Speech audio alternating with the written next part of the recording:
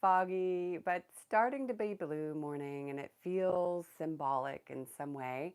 I'm glad you're here wherever you are in the world. Welcome. And today we're talking, I'm going to lower this.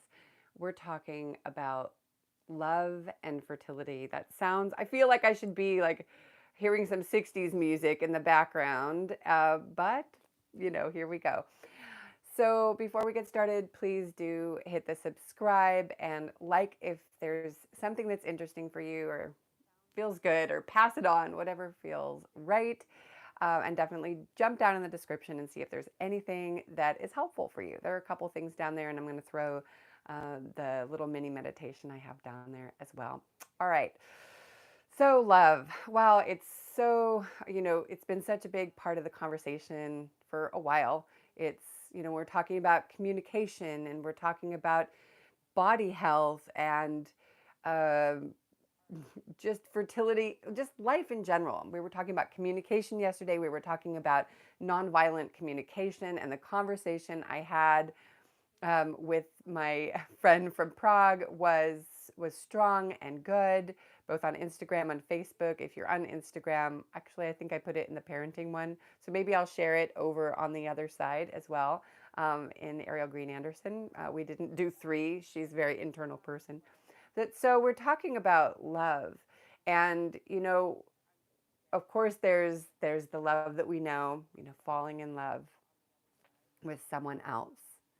But then there's that sort of universal love and that connection to how we are, how you are, how I am in the world, and and in communication and in response and presence to body, your body, and being out in the world and being out in connection with others.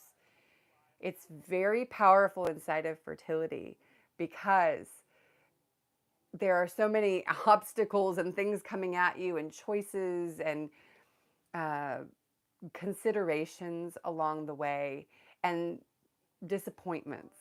And we talk about this over and over, right? All the challenges, but there's also lots of beauty. And so I want to come into uh, a little bit of a twist on the love. Yes, we can go into absolutely when you're vibrating differently, when you're feeling love for life, for music, for your art, for I would have you think about right now, and if you're here live or on the replay, throwing down into the chat, what is something that when you are doing it or noticing it for you that lights you up with a level of love, of a that swishy, light, life is good feeling?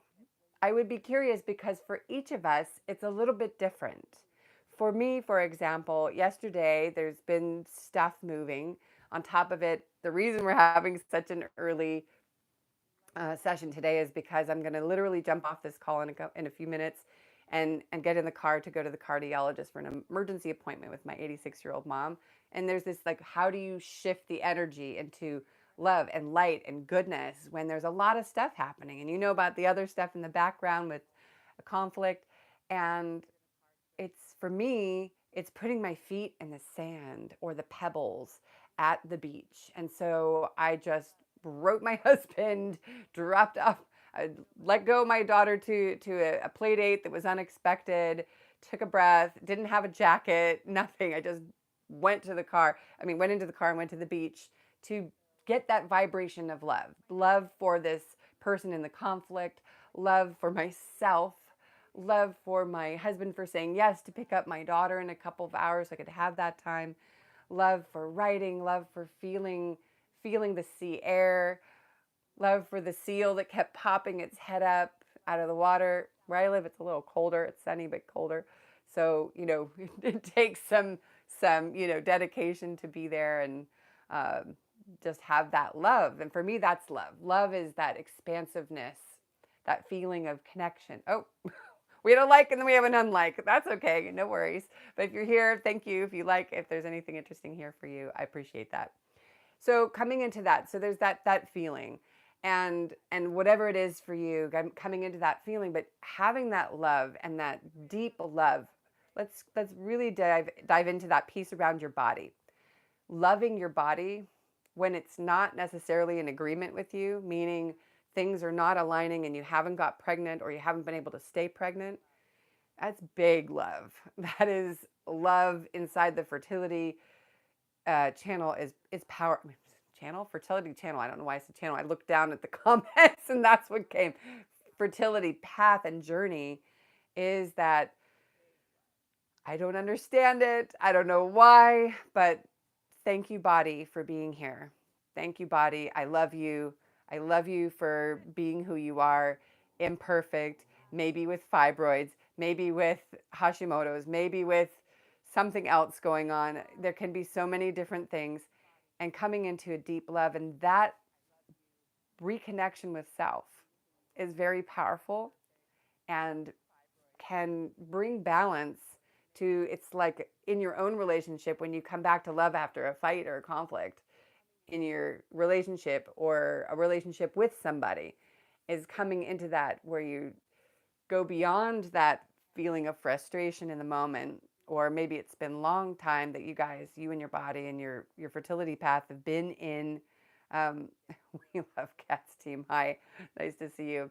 uh, Sometimes it's hard to come into that feeling of love inside of fertility because it can be really a lot of friction and tension along the way.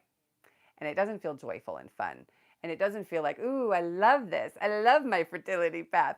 But there is, inside of the all the madness, there's so much growth, which I'm sure you're tired of hearing about. Like, oh, there's a reason for this. And everything comes in perfect time. And I know I've said it myself to myself and to you. And so I just want to say in this moment, whatever gets you there, go start with that. Go to the beach, to the forest. We've talked about the environment, and come into that vibration of love, and coming and then reflecting that back, bringing that back to your body, and that love, thank you, and love, and echoing that out into your fertility journey. Because then when you're making those decisions or you're having that hard conversation with your partner or with your support people or with your clinic, which maybe, or whoever it is, being in that love state and communicating and self-love that you're doing things right and you are beautifully imperfect, and that is love. Love is imperfect. Life and the lines and how things go forward is imperfect, and yet there is love for it, because in that love is a yes. When there is love vibration through what you're doing and where you are and how you're working with your body and everything, if it's coming back to love, that vibration is an opening, and that opening is a possibility for you to get and stay pregnant for the duration, not forever, but for the duration of a successful pregnancy and birth. I'm Coach Ariel Andersson. You're welcome to throw anything down, questions down, and I do answer them on Tuesdays. I'll be back here tomorrow. Tomorrow is Thursday and Friday. We're going to be meeting at 10 a.m. Pacific as usual. And thank you for your patience for these different times. We're experimenting. And if you don't know me, I have been working in coaching and wellness, both in conscious business and imperfect parenting and fertility and wellness for many years. And it's come in and out over the years. And then I had my daughter at almost 50. And so I decided to echo that out and share it, work with clients. I have many clients. I have an 85% success rate, and I'm very thankful for being a part of your story, and whether it's here on the channel or in any other way. I wish you all the best. Take care. I'm off to the doctor's office. I wish you all the best. Take care. Oh, I said that. Whatever.